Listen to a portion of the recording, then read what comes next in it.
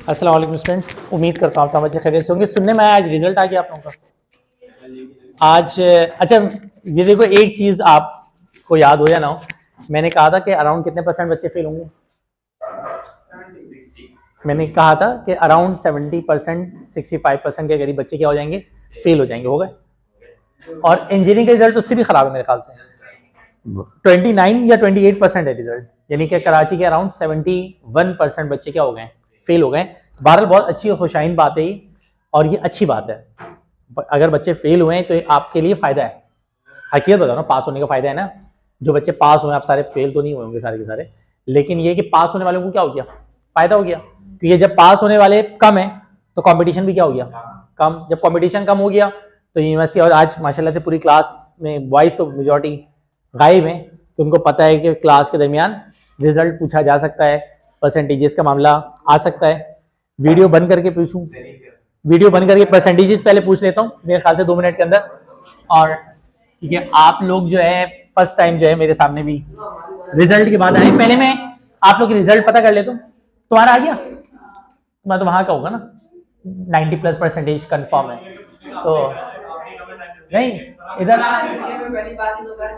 इधर जो है ना 90+% इस बच्ची की तो कंफर्म है, मैं आपको लिख के देने को तैयार हूँ। हाँ हाँ, इसकी कंफर्म 90+% आएगी, 90+% आएगी। बहरहाल 1 मिनट आप लोग के पहले परसेंटेज पूछ, चलो खैर, बहरहाल माशाल्लाह से नहीं, कुछ भी नहीं बोलूंगा, कुछ भी नहीं बोलूंगा। देखो, मैं एक बात बताऊं, आप में से वो तमाम बच्चे कि जिनकी 80+ है या 80 के करीब है, तो जो 80+ या 80 के करीब है ना, तो वो तो मेरे हिसाब से बेस्ट परसेंटेज लेके बैठ गया है। और उसको जो है, अगर कराची का है तो एनईडी जाना चाहिए, नस जाना चाहिए, फास जाना चाहिए, जीकी जाना चाहिए, प्यास जाना चाहिए। प्यास is the university number, I think, 2nd और 3rd यूनिवर्सिटी ऑफ पाकिस्तान। हम तो एनईडी के मुतालिक ही जानते हैं ना, actually we have so many options as an engineer, engineering student. और मेडिकल स्टूडेंट के पास भी बहुत सारे ऑप्शन होते हैं, मेडिकल स्टूडेंट को भी यही होता है वो डॉक्टर बनेंगे भाई, तो ऐसा नहीं है, बहुत सारे ऑप्शंस होते हैं। तो खैर, जिन बच्चों की 80+ है तो उनको तो बहुत बहुत मुबारक हो। और अल्लाह ताला, बहरहाल अभी बहुत मेरे हिसाब से एक तादाद तो स्टूडेंट्स की अभी आई नहीं है, तो जो नहीं आई है वो आएगी अगली क्लास में, तो बात हो जाएगी उनसे। जो बच्चे 60s में हैं, जो बच्चे 60s में हैं वो भी हैप्पी हो जाएं, उनको भी मेरी तरफ से मुबारकबाद है। उसका रीज़न ये कि जो 60+ वाले हैं उनको पता है हमने कुछ नहीं कर सकते, हमने क्या उखाड़ना है, हमें अब इकरा ही मिलेगी, ठीक है ना। हमें हमें कौन, इकरा यूनिवर्सिटी की बात कर रहा हूँ, ठीक है, इकरा यूनिवर्सिटी की बात कर रहा हूँ, कि जिसे कोई नहीं अपनाता उसे कौन अपनाती है, इकरा अपनाती है। इकरा, जिसका कोई नहीं होता उसकी कौन होती है, इकरा होती है, ठीक है ना।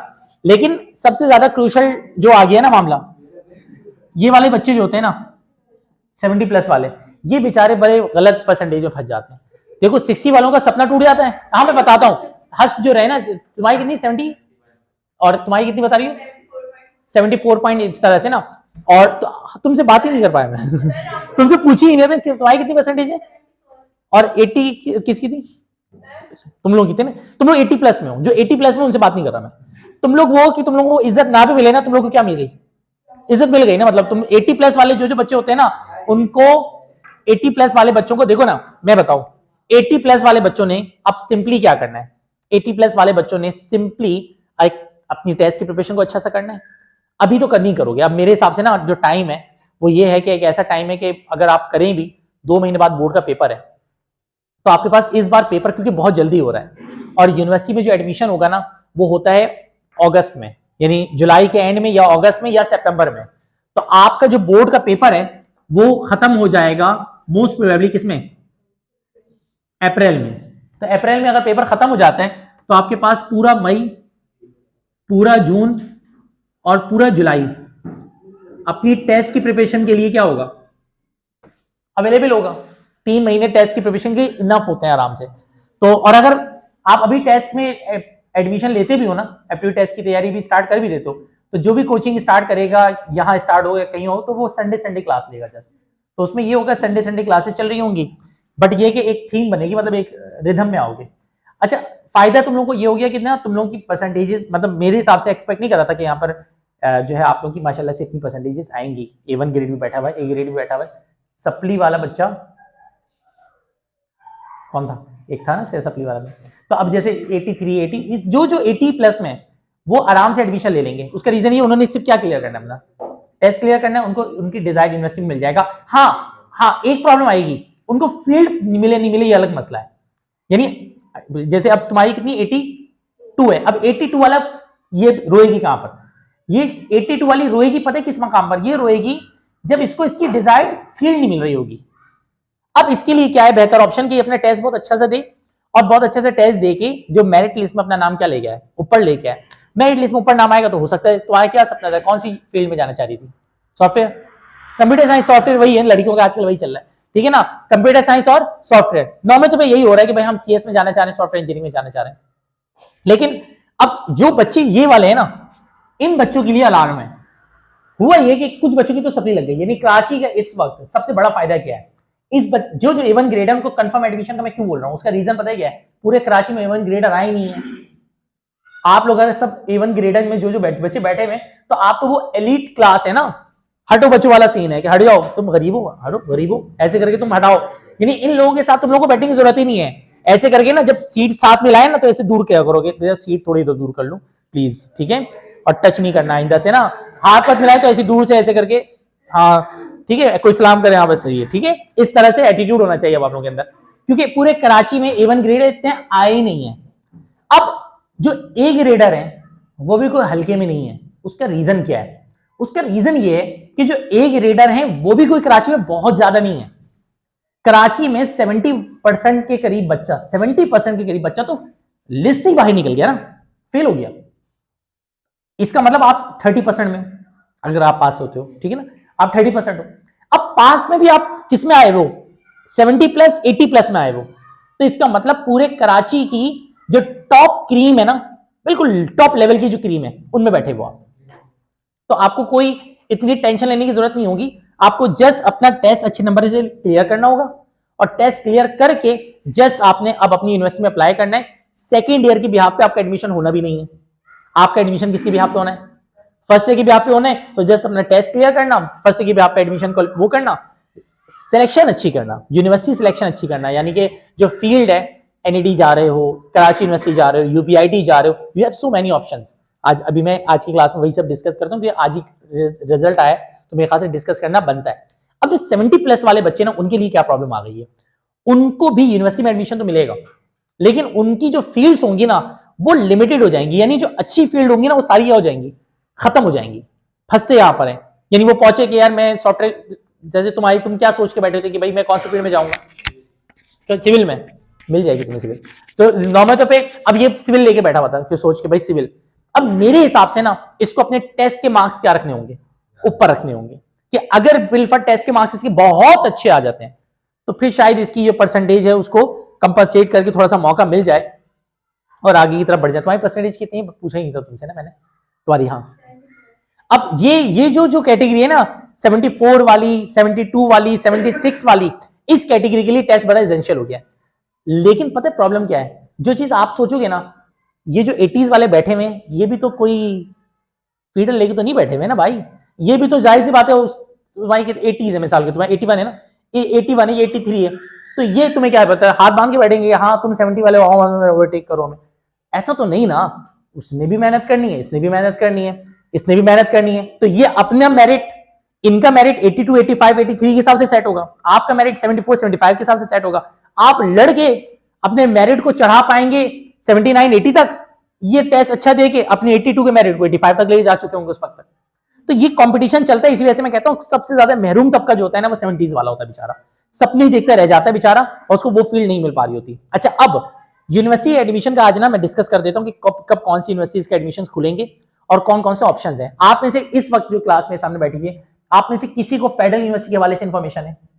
कोई नस्ट का सपना लेके बैठा वो, फास्ट, नस्ट, जीकी, प्यास, nums, national university of medical and sciences का होता है, nums, AMC, army medical college, नहीं नॉलेज। अब देखो मैं जो है ना 5 मिनट के अंदर कोशिश करूंगा कि कुछ यूनिवर्सिटीज के मुताबिक बात करूं, क्योंकि क्लास का फिर टाइम खत्म हो जाएगा 15-20 मिनट में, तो जो चीजें मैं दे रहा हूं, नॉलेज जो जो दे रहा हूं, उसको सुनते रहना। सबसे पहले एक बात याद रखना, आपने सुना होगा कि यूनिवर्सिटी की क्लोजिंग, कुछ नॉलेजेबल चीजें बता रहा हूं यूनिवर्सिटी के हिसाब से। एक चीज होती है जिसको कहते हैं यूनिवर्सिटी की क्लोजिंग, आप सबसे ज्यादा सुनेंगे यही मतलब, यार यूनिवर्सिटी की ना ये वाली फील्ड इतने पे क्लोज हो गई, यूनिवर्सिटी की ये वाली फील्ड ना इतने पे क्लोज हो गई, यार मेरिट लिस्ट में ना मेरा नाम, अभी जैसे एक जो बच्ची आती है वो खुद भी डॉक्टर थी ना, तो अभी बात हो रही थी हमारी, तो वो मेरिट लिस्ट में सिर्फ और सिर्फ 3 नंबर नीचे रही थी, तो मेरिट लिस्ट में 3 नंबर नीचे होने की वजह से उस बेचारी का एडमिशन नहीं हो पाया था एमबीबीएस में। तो बुनियादी तौर पे क्लोजिंग, और एक चीज होती है एलिजिबिलिटी क्राइटेरिया। तो 4 चीजों को ना मैं तेजी के साथ जरा लपेटता हूं। देखो, सबसे पहले किसी भी यूनिवर्सिटी में जब आप अप्लाई करते हो ना, तो नंबर 1 जो थिंकिंग होती है, नंबर 1 जो चीज होती है, उसको कहते हैं एलिजिबिलिटी। एलिजिबिलिटी का मतलब होता है कि आप उस यूनिवर्सिटी के लिए अहल हो भी या नहीं हो। एलिजिबिलिटी जो किसी भी यूनिवर्सिटी की है वो 60% की है, अगर आप किसी इंजीनियरिंग की फील्ड के लिए अप्लाई कर रहे हो। और अगर बिलफर्ज मेडिकल की बात करें तो पहले 70 थी, फिर बाद में दोबारा 60 कर दी। वो पीएमसी अपनी पॉलिसीज चेंज करता रहता है। यानी मिसाल के तौर पे मेरे हिसाब से अगर आप 60 प्लस पे हो तो आप पाकिस्तान की किसी भी इंजीनियरिंग फील्ड में अप्लाई कर सकते हो, किसी भी इंजीनियरिंग यूनिवर्सिटी में अप्लाई कर सकते हो, अगर आप 60 प्लस पे हो। अगर आप 50 प्लस पे हो तो 50 प्लस पे आप किसी भी इंजीनियरिंग फील्ड में अप्लाई कर ही नहीं सकते। आप बीएस के लिए अप्लाई करोगे, बीएस के लिए अप्लाई करोगे या किसी प्राइवेट सेक्टर के लिए अप्लाई करोगे, जैसे सर सैयद हो गई, इकरा हो गई, हमदर्द हो गई, या इस तरह की जो छोटी मोटी यूनिवर्सिटीज होती हैं। ये यूनिवर्सिटीज कहती हैं आपकी सांस चल रही है, जोर से चला के दिखाएं, ठीक है आपकी सांस चल रही है, पैसा लाया, आजा। नॉर्मल तौर पे इनका ये वाला सीन होता है जो प्राइवेट यूनिवर्सिटीज होती हैं। लेकिन जो मेन यूनिवर्सिटी की वैल्यू होती है ना, वो गवर्नमेंट यूनिवर्सिटी की वैल्यू होती है, हमेशा याद रखिएगा। यानी एक स्टूडेंट के लिए ये जहन में होना चाहिए कि मेरी जो टॉप प्रायोरिटी होनी चाहिए वो ये होनी चाहिए कि मेरे कौन सी यूनिवर्सिटी में एडमिशन हो, गवर्नमेंट सेक्टर में हो, प्राइवेट सेक्टर में ना हो। यानी मैं प्राइवेट में ना जाऊं, मैं गवर्नमेंट में जाऊं। प्राइवेट में हमेशा एलएम वो बच्चा जाता है कि जिसकी परसेंटेज क्या होती है, कम होती है। अच्छा, अब क्लोजिंग क्या चीज होती है? किसी भी यूनिवर्सिटी में जो एडमिशन होता है उसका एक मेरिट क्राइटेरिया होता है। Number 1 eligibility. एलिजिबिलिटी समझ में आ गई कि किसी यूनिवर्सिटी के लिए मैं अहल हूं या नहीं हूं। अहल हूं या नहीं हूं इसका पता कैसे चलेगा? आपकी परसेंटेज क्या है। मिसाल ले लो, अब आप में से अगर कोई बच्चा है और उसकी सप्ली है और वो कहे मैं सर एनईडी में अप्लाई कर दूं क्या, तो कर दे अप्लाई, सिंपल सी बात है। वो कहेंगे आओ अप्लाई कर दिए, अब वापस भी चले जाओ। उसका रीजन ये कि आप हमारे पहले पॉइंट पे क्लियर नहीं है। हमारा पहला स्टेप कौन है? एलिजिबिलिटी, क्योंकि आपकी सप्ली है, इस वजह से आप हमारी यूनिवर्सिटी में अप्लाई करने के लिए एलिजिबल है ही नहीं। अब आपकी सबकी माशाल्लाह से परसेंटेज इस वक्त 60 प्लस है, तो इसका मतलब एलिजिबल आप सब हैं। आप में से वो बच्चे जो कम है वो अलग बात है, लेकिन जो है 60 प्लस, तो आप पहली बात क्या क्या मौजूद है? आप एलिजिबल हैं। अब एलिजिबल के बाद आता है दूसरे नंबर पे यूनिवर्सिटी का एडमिशन क्राइटेरिया। इसको समझने की जरूरत है। हर यूनिवर्सिटी का ना एडमिशन क्राइटेरिया अलग होता है। एडमिशन क्राइटेरिया 2 तरह के होते हैं, सॉरी 3 तरह के होते हैं। एक होता है ओपन मेरिट, और एडमिशन जो होता है ना 3 तरह से होता है। एक होता है ओपन मेरिट जिसमें कराची यूनिवर्सिटी एडमिशन देती है। इसका एडमिशन आता सबसे लास्ट में अक्टूबर में या नवंबर में, यानी अभी पूरा साल गुजरने के बाद जब अक्टूबर नवंबर आएगा उसमें एडमिशन आएगा। यानी अभी इनके एडमिशन चल रहे हैं, मतलब अब तो खत्म हो गए होंगे, अब तो मेरे ख्याल से दिसंबर है। तो ओपन मेरिट सब नंबर 1 पे। ओपन मेरिट के अलावा दूसरा एडमिशन, ओपन मेरिट क्या होता है? ओपन मेरिट का मतलब होता है सिर्फ और सिर्फ आपकी परसेंटेज देखेंगे और एडमिशन देंगे। जैसे मिसाल के तौर पे आपको लॉ में एडमिशन लेना है, बीएस मैथमेटिक्स में एडमिशन लेना है, साइकोलॉजी में एडमिशन लेना है, या इस तरह की जो फील्ड्स हैं कराची यूनिवर्सिटी में उसमें एडमिशन लेना है, तो उसका ना एक परसेंटेज का क्राइटेरिया होता है जो मिल जाता है कि पिछले साल कितने पे क्लोजिंग हुई है। अब एक फील्ड है, आपकी परसेंटेज है 46, एग्जाम्पल दे रहा हूं, आपकी परसेंटेज है 46, तो आपने टेस्ट वेस्ट के मंजर में ना पढ़ो, आप ये देखो ओपन मेरिट में वो कौन सी फील्ड्स है कि जिनका एडमिशन कितने पे क्लोज हुआ है, 45 के अराउंड, 46 के अराउंड क्लोज हुआ है। इसका मतलब मैं उन यूनिवर्सिटी में क्या कर सकता हूं, उन फील्ड्स में क्या कर सकता हूं, अप्लाई कर सकता हूं। तो आप अगर उन फील्ड्स में अप्लाई कर दो, अगर आप उन फील्ड्स में अप्लाई कर दो तो इसका मतलब आपका एडमिशन हो जाएगा। ये होता है ओपन मेरिट। इसमें ना किसी टेस्ट की जरूरत होती है, ना आपको जो है इसमें बाकी चीजों के मंजन की जरूरत होती है। इसमें आप अपनी परसेंटेज को देख के अपने एडमिशन का मामला डिस्कस कर सकते हो। दूसरे नंबर पे क्या होता है, दूसरे नंबर पे क्या होता है देखते रहो। ये ओपन मेरिट हो गया। एक ओपन मेरिट के बाद आपके पास होता है जो एडमिशन असल में होता है हर यूनिवर्सिटी का, वो क्या होता है? वो होता है फर्स्ट ईयर का result plus test plus matric. अब इसमें ना क्राइटेरिया हर यूनिवर्सिटी का अलग है। जैसे मिसाल के तौर पे मेडिकल में क्या होता है, मेडिकल के बच्चों के लिए, मेडिकल के बच्चों में 40% क्या देखते हैं, फर्स्ट ईयर के रिजल्ट देखते हैं, 50% क्या देखते हैं, टेस्ट देखते हैं, और 10% क्या देखते हैं, मैट्रिक देखते हैं। इन तीनों को मिला के एक परसेंटेज बनती है, और वो परसेंटेज एक्चुअली बच्चे की परसेंटेज होती है। अब यहां पे मैं एक बहुत बारीक गुफ्तगू करने जा रहा हूं, बहुत तवज्जो से सुनना। अक्सर हम जो कहते हैं ना कि यार वो पता है सॉफ्टवेयर ना 81 पे क्लोज हो गई है, सॉफ्टवेयर 81 पे क्लोज हो गई है, वो 81 बच्चे की परसेंटेज नहीं होती, वो बच्चे की परसेंटेज नहीं होती, वो यूनिवर्सिटी की उस बच्चे के लिए परसेंटेज होती है। मेरी ये अच्छा, मुझे समझ में कब आया, मुझे पता चला, मैंने कहा यार पता करो यार इस बार ना डाउ में कितने में क्लोजिंग हुई है, पता चला भाई 83 पे क्लोजिंग हो गई है, 83 पे एडमिशन क्या हो गया, क्लोज हो गया है डाउ का। मैंने कहा अच्छा जी।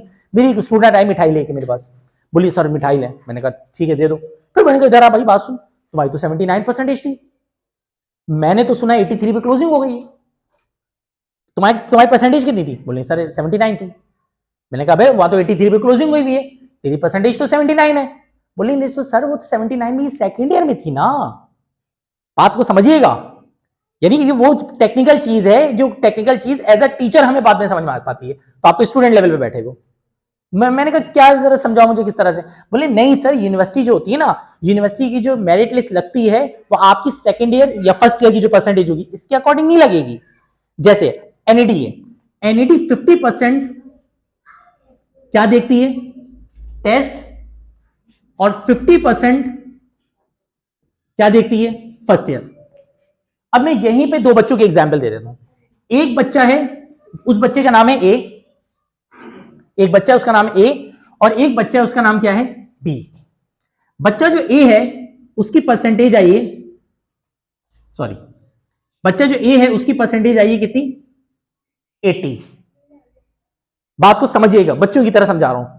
और बच्चा जो बी है, अब ए और बी को किसी भी सेट कर लीजिए अपने हिसाब से, और जो बच्चा बी है उसकी परसेंटेज आई है 76। दो बच्चे हैं, एक बच्चा है उसकी परसेंटेज 80 है, और एक बच्चा है उसकी परसेंटेज कितनी है, 76। इस वक्त आप यहां पे खड़े हैं, इस वक्त आप यहां पे खड़े हैं, आप बता सकते हैं कि मेरी इतनी है, मेरी इतनी है। यूनिवर्सिटी जो क्लोज कर रहे हैं ना आप लोग, क्लोज कि यूनिवर्सिटी इतने पे क्लोज हो गई, इतने पे क्लोज हुई, यूनिवर्सिटी इन परसेंटेज को नहीं देख रही है।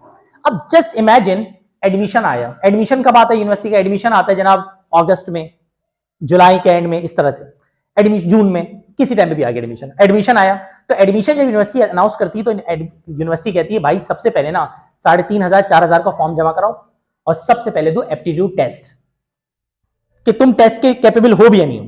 एप्टीट्यूड टेस्ट जिसको कहते हैं सबने सुना होगा, जिसको ई कैट कहते हैं, टेस्ट कहते हैं, वो टेस्ट हो गया।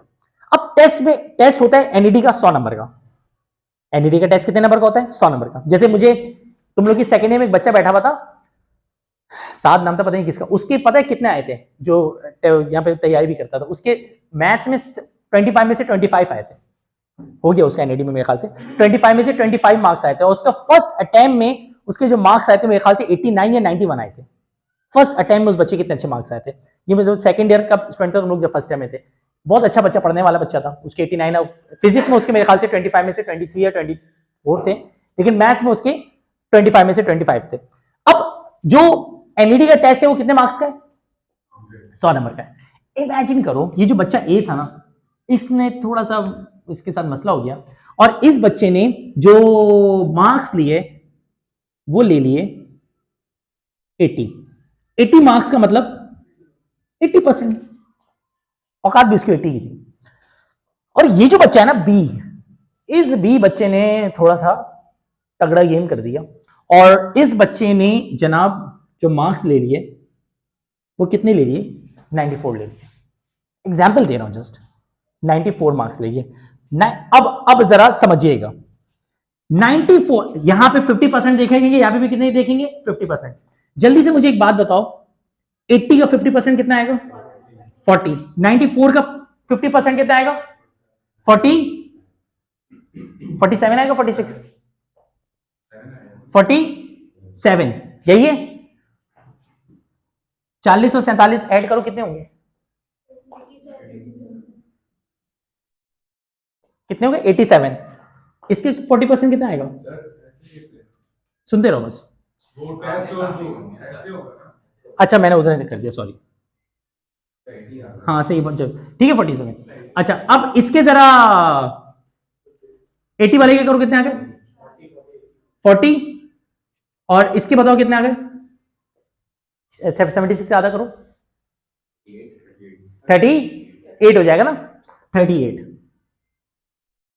अब आ जाओ यूनिवर्सिटी की परसेंटेज, जो असल में मेरिट लिस्ट बनती है।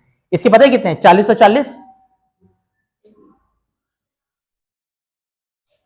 और इसके कितने हो गए? 87 कहां से होंगे भाई, ये 38 है। 85 हो जाएगा ना,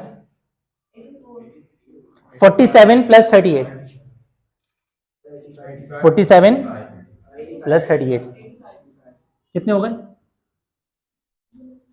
अब जब यूनिवर्सिटी का एडमिशन हो रहा होगा ना, तो पता चलेगा कि भाई सॉफ्टवेयर इंजीनियरिंग 85 पे क्लोज हो गई। ये बच्चों की तरह एक बड़े बेसिक थीम क्लियर किया आज मैंने लोगों की। 85 पे ना सॉफ्टवेयर इंजीनियरिंग क्लोज हो गई है। और जो बच्चा बी है ना, जिसकी परसेंटेज कितनी थी? 76, वो कहेगा यार वो मेरा सॉफ्टवेयर इंजीनियरिंग में एडमिशन हो गया।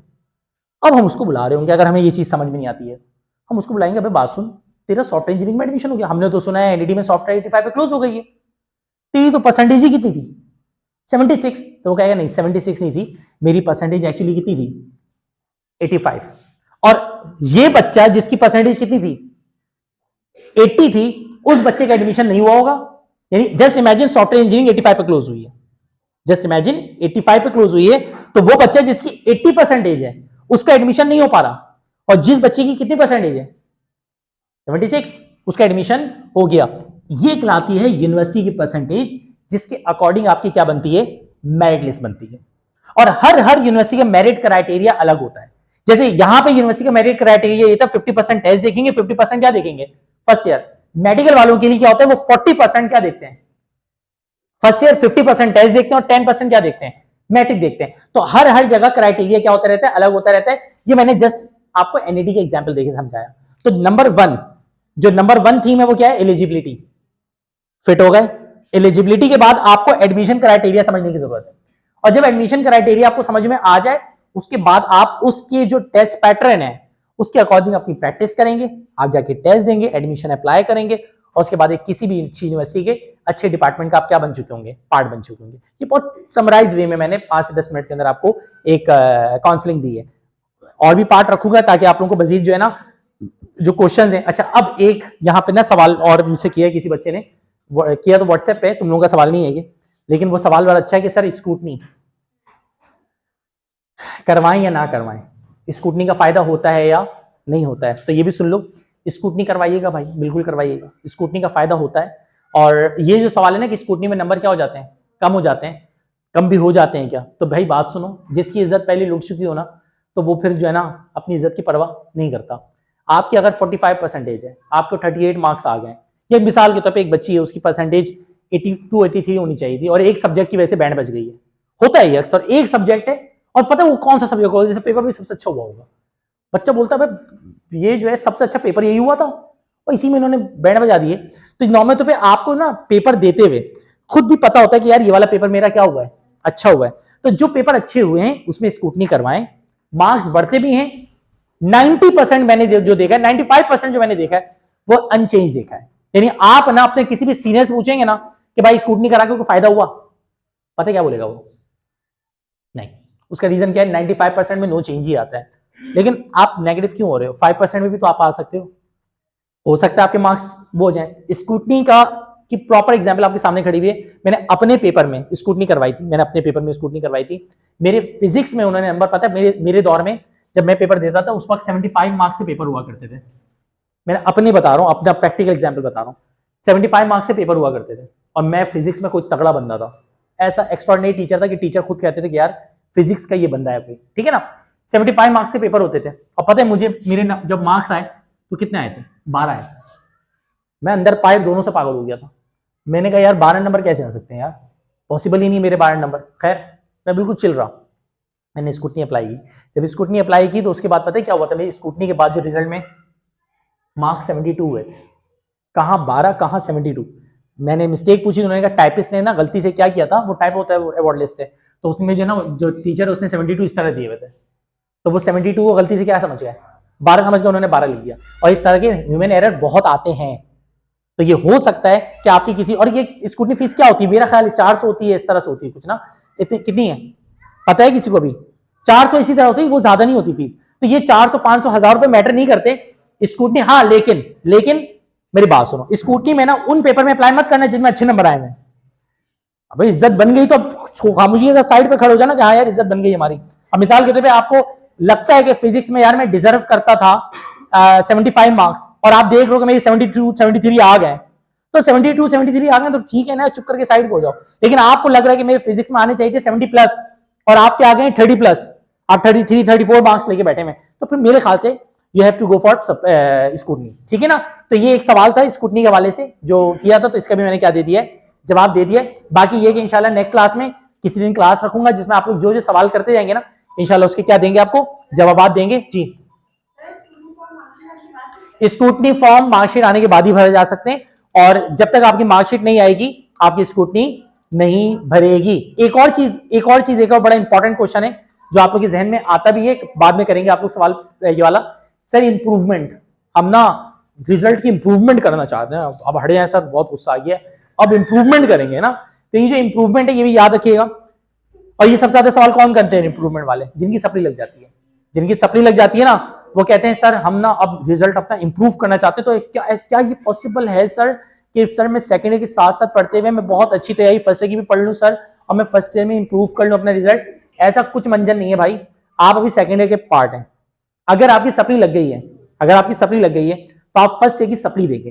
पहली बात, अगर आपकी फर्स्ट ईयर में सप्ली लग गई है तो आप फर्स्ट ईयर की सप्ली देंगे, फर्स्ट ईयर की सप्ली देंगे। इंप्रूवमेंट का कोई चांस ही नहीं, सप्ली दो चुप करके।